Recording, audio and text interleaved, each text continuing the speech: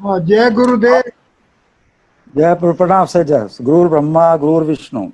Sir, Janmashtami का कैसा आनंद रहा? कृपा है सर। बस जो सब जगह पर ब्रज में जो है इसी बात का एक वो था कि जो नियम विधान उसने बनाया है और जो लागू हो रहा है उसी को मर्यादा को ध्यान में रखते हुए मनाया जाए उत्सव। तो उस उत्सव की संगति तो पाद बाबा जी वो की पाद सबके बा, हृदय। पाद बाबा जी की स्मृतियां कहाँ कहाँ पड़ी हैं? किन किन के पास है? कौन कौन ऐसे सौभाग्यवान साधक हैं? वो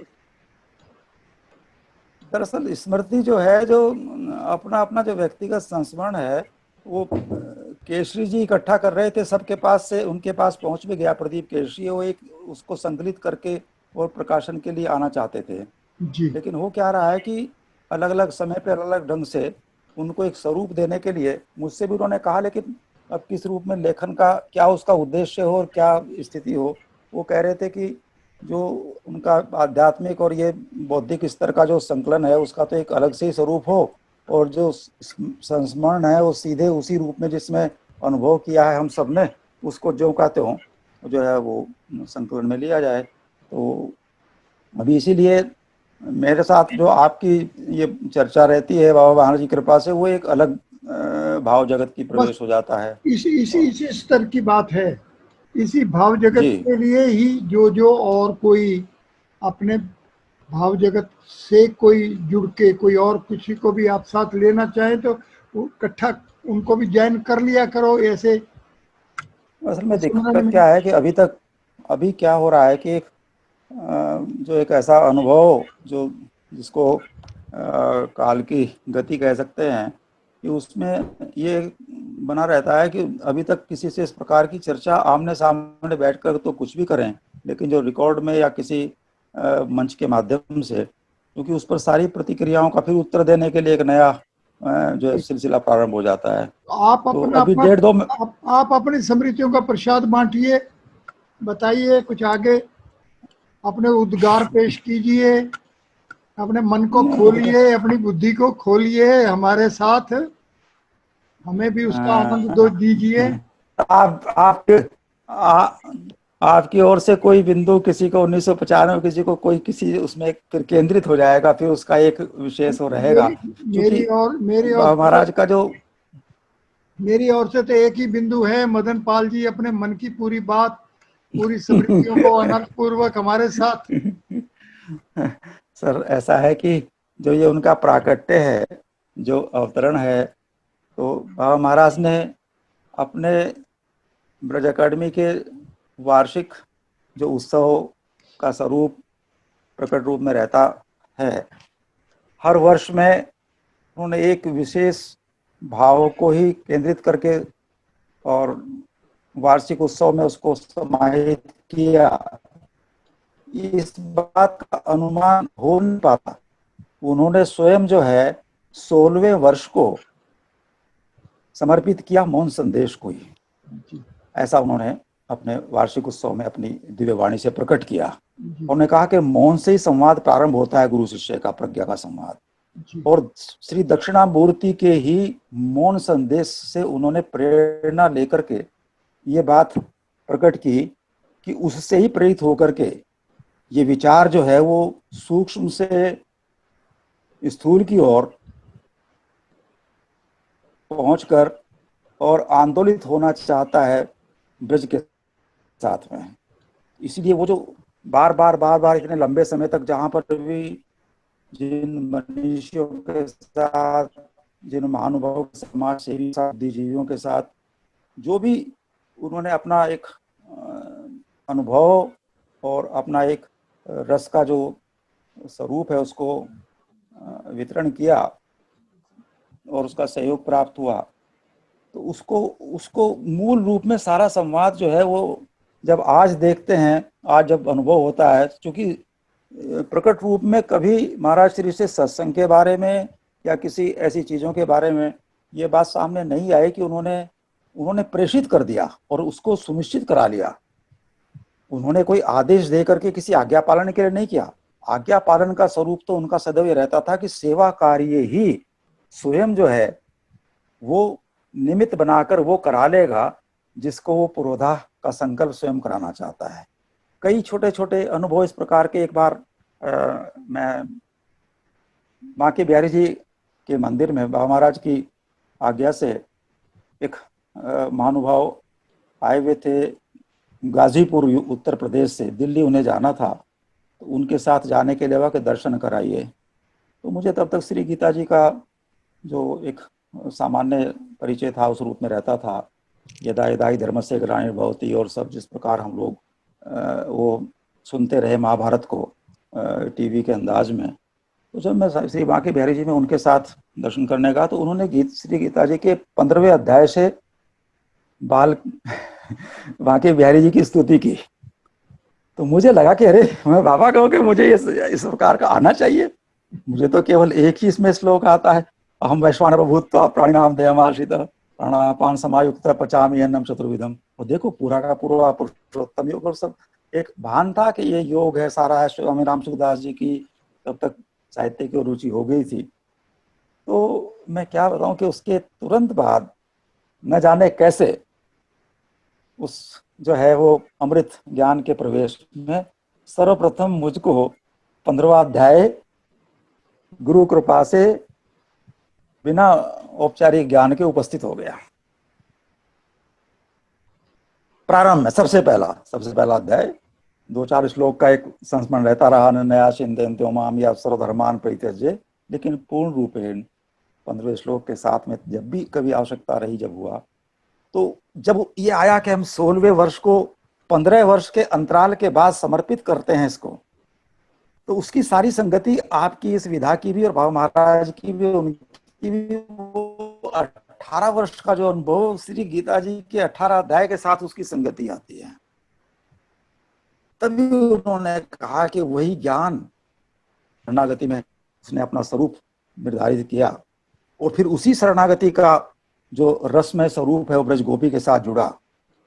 और इन्हीं दोनों का जो सेतु है, जो महाराज ने कहा कि प्रज्ञा शिक्षा और रस की संस्कृति, इन दोनों के संयोजन में ही शिक्षा का वो स्वरूप अंतर्निहित है जो लोक कल्याण के लिए, लोक मंगल के लिए और जो है ब्रज की जो संचेतना है उसको कालज्ञ चेतना के साथ जोड़ने को सदैव तत्पर रहता है।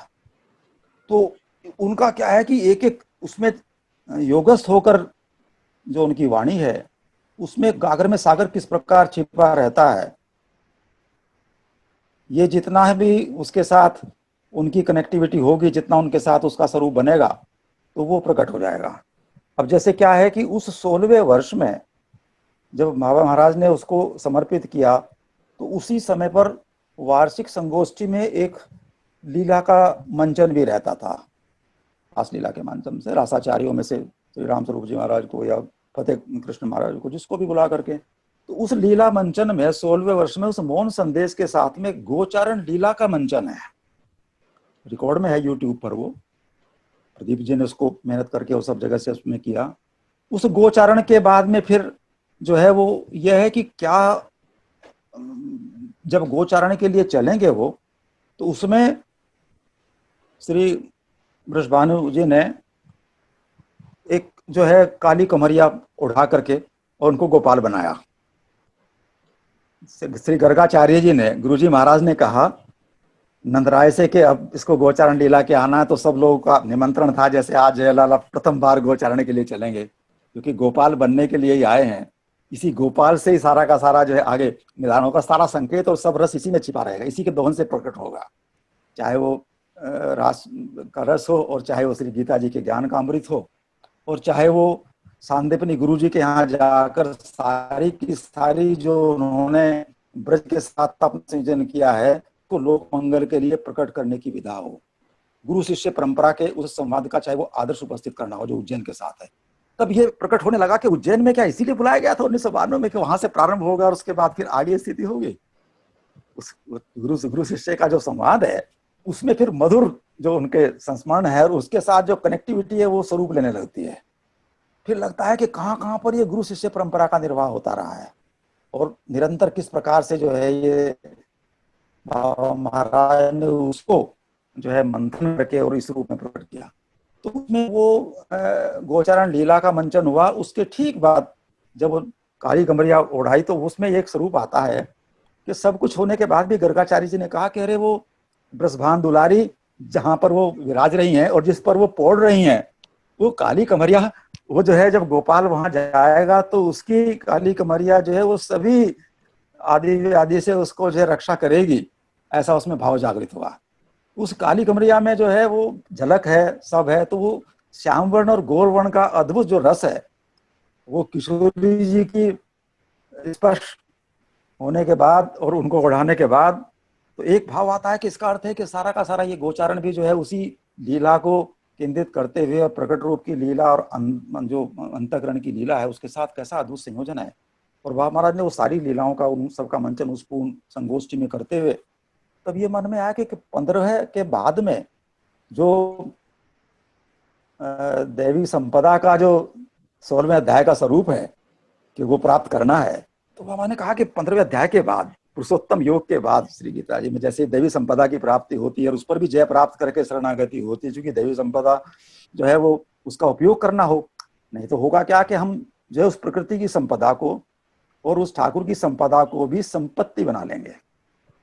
वो प्रकृति की संपदा है, वो सेवा कार्य के लिए और फिर सबको जो है वितरण करने के लिए है।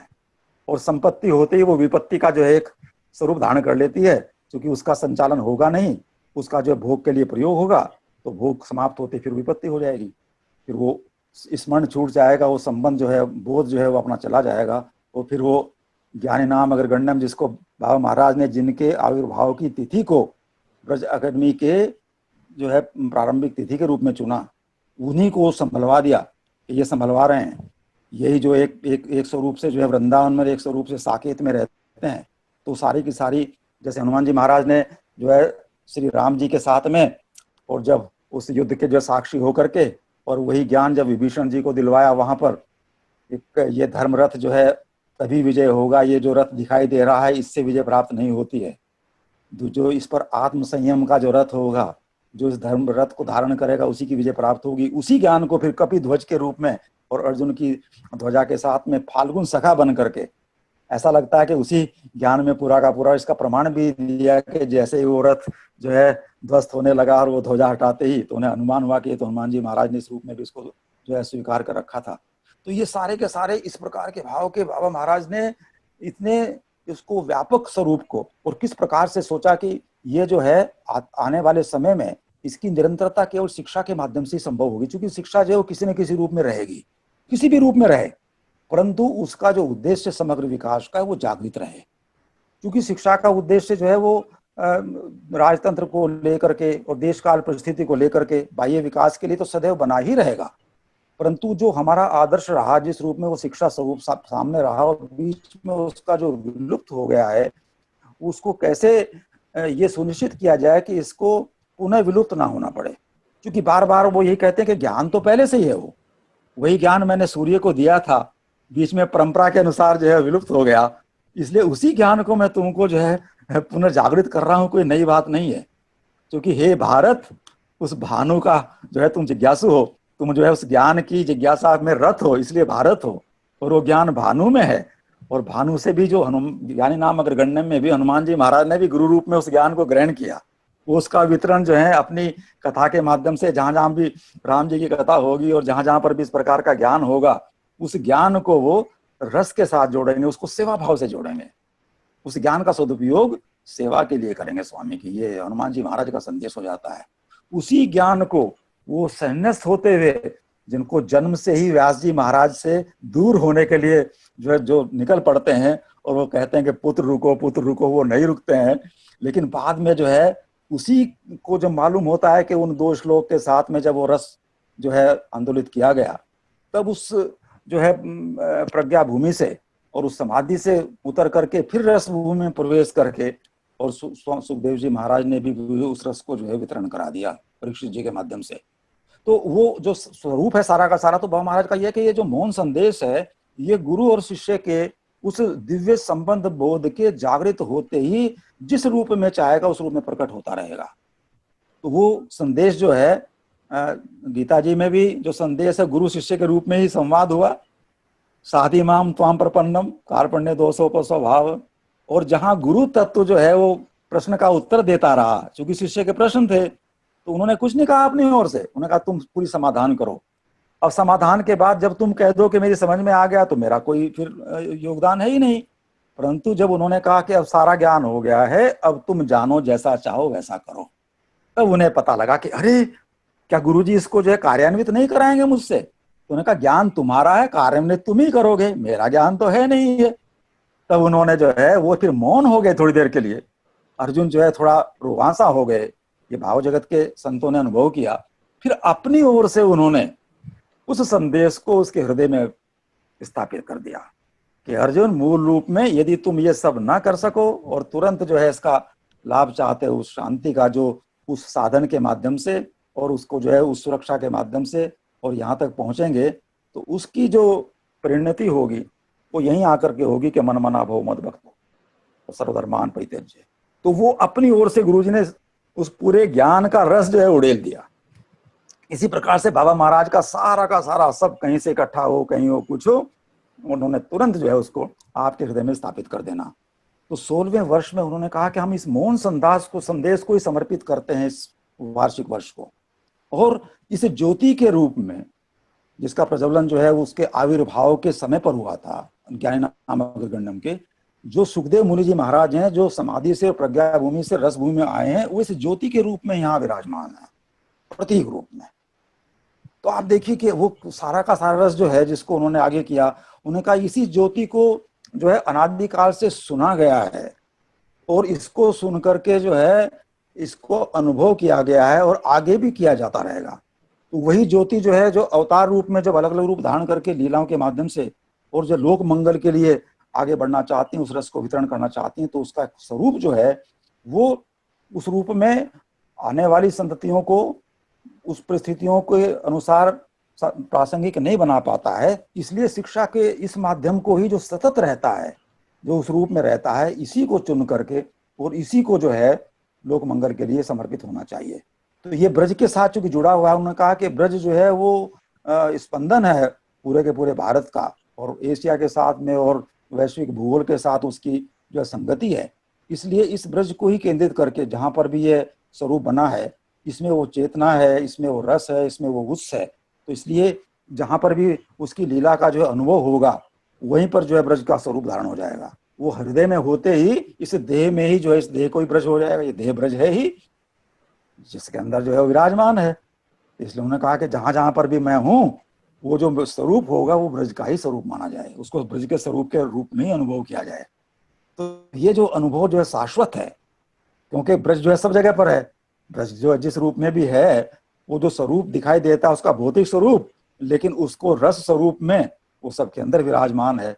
इसलिए महाराज श्री का ये महावाक्य कि जो प्रज्ञा हमारे अंदर है और जो आपके भीतर है वो एक दूसरे से मिल जाएं, और वो शिक्षा जो व्यक्ति को व्यक्ति से जोड़ दे, तो जहां भेद समाप्त हो जाए, जहां उसका अनुभव होते ही फिर उसके दुरुपयोग की स्थिति या उस रस में जो है सबकी सहभागिता जो है स्वयं ही हो जाए। तो इसलिए शिक्षा का जो परीक्षण है, उन्होंने कहा कि वो जो है वो भेद मिटाने के लिए और व्यक्ति को व्यक्ति से जोड़ने के लिए, कि अभी क्या हो रहा है कि उसके बीच में जो आवरण है उस देह को लेकर के, वो अगर ब्रज का स्वरूप धारण करे, जैसे ये अनुभव हो कि ये सामान्य देह नहीं है संसार की, ये पूरा का पूरा संसार जो है ये उसी का स्वरूप है, और उसी का स्वरूप है तो वो जो चेतन के रूप में माने, चाहे रस के रूप में माने, चाहे वो हृदय में जो है प्रेम के रूप में जो उसको स्वीकार करें, तो उससे फिर ये जो बीच का जो भेद है जिसके कारण ये संवाद जो है रुका हुआ है, वो फिर जो है अपना वास्तविक स्वरूप धारण कर लेगा। और शिक्षा जो है वो करती क्या है कि जो हमारी सामाजिक स्वरूप है उसका, वो सामाजिक स्वरूप शिक्षा का या शैक्षणिक स्वरूप, वो केवल हमारे मस्तिष्क का वो उस बुद्धि को उस प्रज्ञा तक पहुंचाने के लिए साधन का कार्य करेगी। वो अपने में जो है अंत नहीं हो सकती, क्योंकि ये केवल एक सोपान है जीवन का।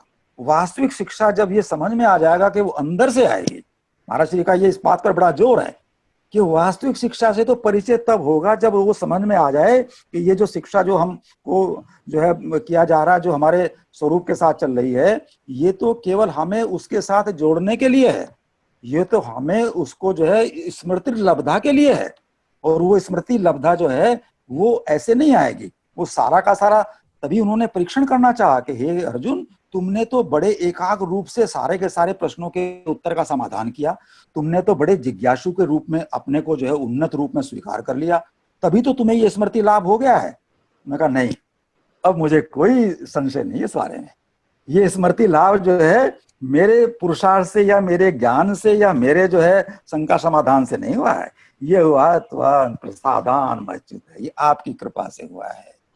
इसलिए पहला तो मैं ये जो ज्ञान का अभिमान हो गया था, इससे दूर हो गया मैं, इसलिए मैं ज्ञान के अभिमान को ही ज्ञान माने हुए था। तो उन्होंने कहा कि जिस समय पर ज्ञान ही सारे के सारे इसमें जो है ये व्याप्त है, तो वो ज्ञानाभिमान है। वो ज्ञानाभिमान दूर होते ही जब उसमें तत्व में प्रवेश होता है प्रेम में, तो फिर वो सब जगह पर जो है एक से उदाहरण कर लेता है। तो इसलिए अर्जुन ने उसको कृपा का अनुभव किया और उस कृपा से ही कहा कि ये जो कुछ हो रहा था प्रश्न उत्तर, ये भी आपकी कृपा का ही स्वरूप था, इसलिए सब कुछ आपकी कृपा ही है। तो कृपा की अनुभूति ही कृपा ही है, सब कुछ आपकी कृपा है। तो उन्होंने स्वरूप में धारण किया। तो उन्होंने ये जो जब ये बात आएगी कि ये जीवन ही जो है कृपा का स्वरूप है, तब अनुकूलता प्रतिकूलता दोनों में जो है वो ये आएगी कि ये प्रतिकूलता जो है ये मन और बुद्धि को या अंतकरण को या इस देह के स्तर पर जो है मेरी स्थिति होने के कारण है। वास्तव में तो ये भी कृपा का स्वरूप है। एक विधि हो सकता है, एक निषेध हो सकता है। निषेध भी ज्ञान की जो है एक विधा है और विधि भी है।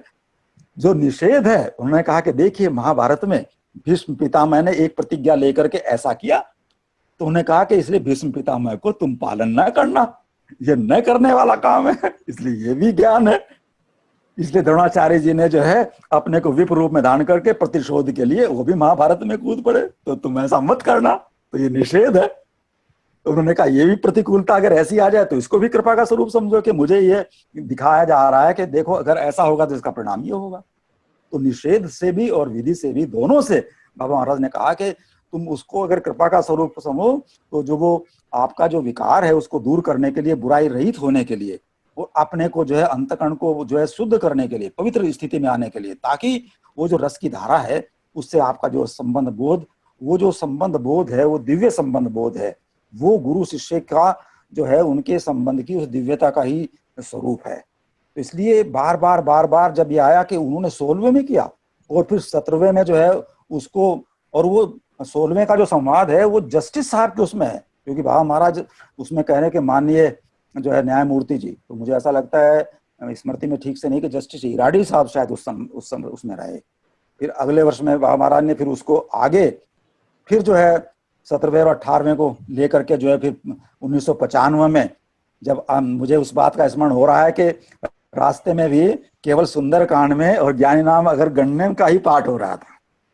क्योंकि वो वार्षिक उत्सव के साथ वो चेतना से जो है उस रसभूमि में उसमें प्रवेश कराने के लिए हम लोगों को जो है, जहां पर भी हम थे मार्ग में और यात्रा में थे आपके साथ, और जो है उसका आनंद होना लगा कि अरे हनुमान जी की लीला का जो है थोड़ा सा वो करें, वो वहां हो रहा था। तो उन्होंने कहा कि यही जोड़ेंगे, यही सेतु है, यही है वो कि जिसमें केवल अगर सेवक का भाव है, सेवा का जो स्वरूप है वो पूज्य श्री हनुमान जी महाराज की ही स्वरूप है, कि जिसमें किसी प्रकार का कोई प्रश्न चिन्ह नहीं ला सकता। तो उन्होंने कहा कि यही सेवा का जो स्वरूप है, यही पूजा के भाव से हो। भाव जो है वो पूजा का है, पूजा जो है उस परम की हो रही है, और सेवा जो है उसका जो ये स्वरूप है पूरा का पूरा जो एक से अनेक हुआ है, सेवा इसकी हो सकती है। क्योंकि हम विग्रह में भी, श्री विग्रह में भी, मंदिर दर्शन में भी, सब जगह पर केवल सेवा का स्वरूप जो है वो विग्रह का ही करते हैं। एक बार बाबा महाराज कह रहे थे कि मंदिर संस्कृति पर एक जो है एक वर्ष संगोष्ठी हुई, तो मुझे बहुत ज्यादा ध्यान नहीं रहता उसमें, जो बोलते हैं मैं होता कि ये सब अपना अपना भाषण कर रहे हैं, संगोष्ठी कर रहे हैं, सब हो रहे हैं, पर उसमें 2-4 शब्द बाबा महाराज जो होते थे वो प्रेषित करा देते, तो हम अजानता महिमानंद तो एकदम, तो वहां पर भाव आया कि मंदिर में जाने का जो अभिप्राय है मंदिर संस्कृति का, तो उसमें कोई याचना को लेकर के नहीं है, कि तो ये मंदिर तो उस प्रकार के अर्थ कंडक्टर की तरह का प्रयोग है कि जिसमें हर्ष का अतिरेक हो जाए या बहुत अधिक जो है विषाद आ जाए, तो अगर यहाँ से जो है इसके पास से गुजर जाएंगे तो स्थायित्व आ जाएगा। यदि अधिक उत्साह हो रहा होगा, उसका दुरुपयोग ना हो, तो फिर वो नीचे आ जाएगा मंदिर में, और यदि जो है उसकी जो है चेतना का स्तर नीचे हो रहा हो तो वो अपना जो है उसमें एक उत्साह आ जाएगा। तो इसलिए वो दोनों कार्य करता है। और वहां दर्शन करने में एक विशेष जो है वो पूज्य श्री डोगरे जी महाराज और सारे संत लोग करते हैं कि जब दर्शन करने के लिए कोई इस प्रकार का जो है भक्त हृदय जो प्रेम के स्वरूप को लेकर के जो है आगे बढ़ रहा है, उनका कहना है कि वो देखते ही ये कहता कि हे परम, हे मेरे प्रिय, आप ये बताइए कि आपको शिल्पकार ने एक पाषाण में से प्रकट करा दिया और बाहर से कुछ जोड़ा नहीं है, ना कुंची लगाई, ना रंग लगाया, ना कुछ लगाया, बल्कि अपने छीनी और हथौड़े से अपनी उस जो आपकी कृपा से जो प्रतिमा उसके हृदय में जो है अंकुरित हो गई थी, जो वहां प्रकट हो रही थी, उसी को जो है इस पाषाण में से प्रकट कर दिया। इसका मतलब उसके उसमें अंतःकरण में आप प्रकट हो गए और उसने उस प्रतिमा में से, उस पाषाण में से उस आवरण को हटा दिया जिसके कारण प्रतिमा जो है वो ढकी हुई थी, उसने उसको प्रकट करा दिया। इसलिए मेरा ये विश्वास हो गया है कि जब पाषाण में प्रकट हो गए हो तो इस देह में तो प्रकट अवश्य हो गया, आपकी कृपा से हो गए। इसलिए जो कृपा उस शिल्पकार के माध्यम से निमित्त बना के प्रकट हुई है, इसलिए आप ही शिल्पकार हो, आप ही उस पाषाण में थे, आप ही उसका विग्रह बने हो और आप ही जो है हृदय में विराजमान हो। इसलिए ये कब होगा, ये प्राकट्य कब होगा, मुझ में कब प्रकट होगा, मुझे कब इसका अनुभव होगा, इस भाव से मंदिर संस्कृति का होगा। तो बाबा महाराज ने कहा कि उस मंदिर संस्कृति में जब ये भाव है, तब जयपुर मंदिर का वो एक प्रज्वलित ज्योति का स्वरूप, वो उस खंडहर बने हुए राजमहल को भी, जिस राजमहल ने मंदिर को अपनी पूजा के लिए, अर्चना के लिए चुना और उसको एक दैनिक कार्यक्रम में सम्मिलित कर लिया, उसको इस बात का अनुमान नहीं था कि ये मंदिर जो है ये शाश्वत और ठाकुर की वो चेतना है जिसने इस महल का रूप भी धारण किया है। ये तो खंडहर बन सकता है लेकिन ये ज्योति जो है शाश्वत रहेगी। तो बाबा महाराज ने प्रमाणित कर दिया कि उस ज्योति को जो है 1978 में जयपुर मंदिर जो पड़ोस में है जहां बना, उसमें प्रज्वलित करके और उस खंडहर को जो है ब्रज एकेडमी के लिए जो है उसको चेतन कर दिया।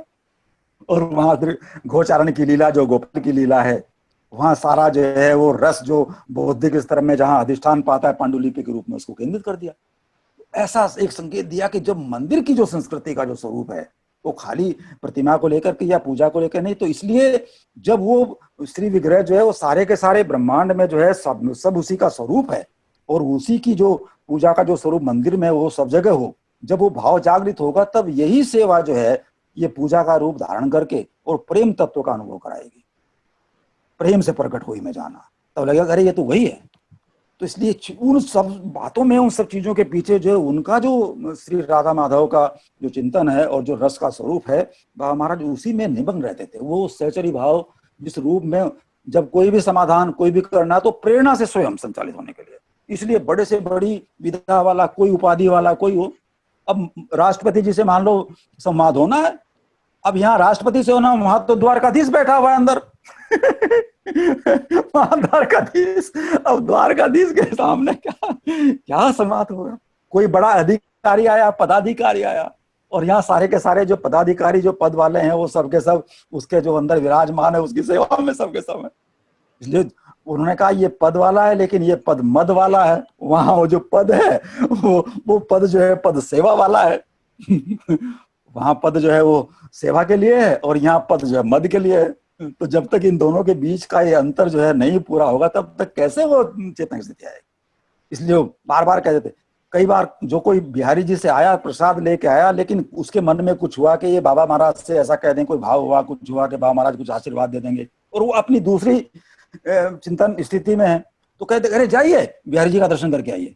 अब वो सोचे कि बिहारी जी से तो मैं आ ही रहा हूँ, प्रसाद लेके आ रहा हूँ, बाबा को जो है प्रणाम करने जा रहा था, फिर कहते बिहारी जी को दर्शन कराइए। वो खड़ा हो गया, क्या हुआ, यही कह रहे हो कि दर्शन कराए हो? अरे आपने दर्शन कर लिया, बिहारी जी भी आपका दर्शन कर लें, जरा दोबारा चले जाइए आपने दर्शन कर लिया लेकिन बिहारी जी ने अभी आपका दर्शन नहीं किया है, जाइए जरा दोबारा। तो ये जो तत्व की दृष्टि है कि वो भी देख ले, वो तो सूरदास जी को भी देख लेता है। जब सूरदास जी से पूछते हैं कि अरे जब दिखता नहीं तुम्हें तुम क्यों आते, उसने कहा कि मैं थोड़ा आता हूँ देखने के लिए, वो तो सभी को मालूम है कि मैं देखता हूँ, लेकिन जिसको देखना है वो देख लिया तो मुझे पता लग जाता है, देख लिया तो मेरा आना सब सार्थक हो जाता है।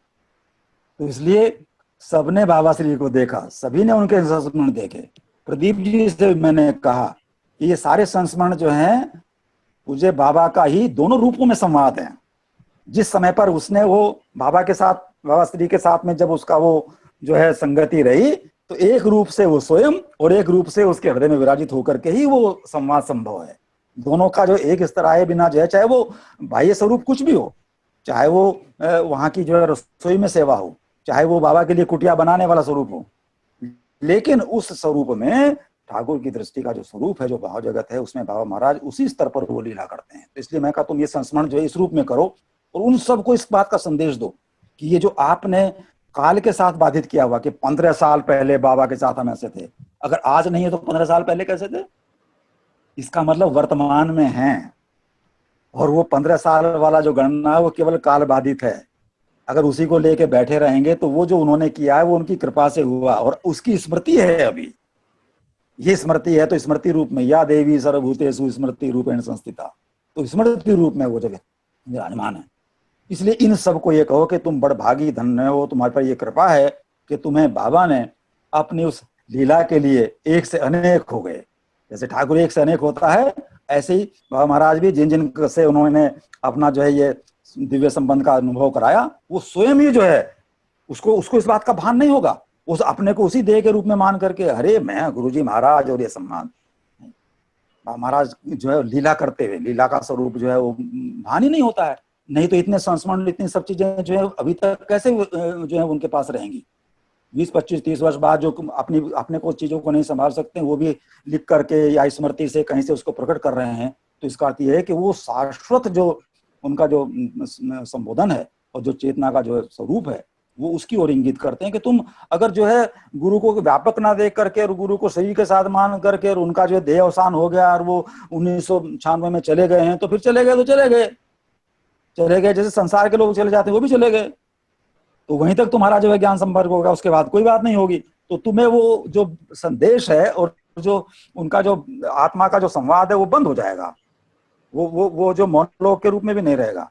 तो वो आज भी जैसे वृंदावन नित्य है, जैसे वो पुकार रहा है, जैसे ब्रज का जो लीलाओं का स्वरूप नित्य है, उसी प्रकार से महाराज का कहना है कि गुरु शिष्य का जो मौन संवाद है वो मौन इसीलिए है कि उस मौन में जो है वो काल का जो बाधा है, काल का जो स्वरूप है वो नहीं रहता है।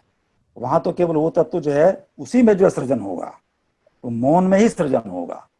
किसी भी बैठक में, किसी संगोष्ठी में जब तक जो है अलग अलग मत मतांतर रहते हैं तब तक जो है संगोष्ठी का स्वरूप रहता है, और जब सब एक मत होके कहते हैं अरे भाई ठीक है इसको पारित किया जाए तो वो निर्णय, तो वो उसका मौन का रुझान कर लेता है। उसमें भाई कोई प्रश्न, भाई हो गया समाधान, कोई प्रश्न, भाई हो गया समाधान, तो इसलिए वो मौन के स्वरूप में आ जाते हैं। महाराज का भी कहना कि इसलिए महाराष्ट्र में भी जब तक वो गोपीकार उनका संवाद रहता है कि तुम क्यों आए हो, कैसे आए हो, सारे प्रश्न उत्तर हैं वो दिखाने के लिए हैं। तो इसलिए आपकी कृपा से मेरा यह है कि मैं औरों को जोड़ने के लिए थोड़ा सा समय ले रहा हूं कि मैं तैयार नहीं हूं उस बात के लिए, स्वयं को पाता हूं तैयार हूं, परंतु ये अनौपचारिकता जो आपके साथ है सबके साथ प्रकट होने में अभी थोड़ा सा मुझे आप तैयार कर देंगे, और मैं आपका जो ये प्रोत्साहन है ये बाबा महाराज की कृपा से ये एक नया स्वरूप धारण करने का एक आश्वासन दे रहा है। तो ये बहुत जय गुरुदेव, आनंद की बात। जय गुरुदेव।